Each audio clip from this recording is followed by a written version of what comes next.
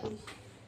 5 6 7 8 9 10। দেখ 2 a hill হবে, 8 a hill হবে, আর 4 যেই পায়ে শেষ হবে 5 সেই পায়ে শুরু হবে। এটুকু মনে রাখলেই 10 নাম্বার ইজি।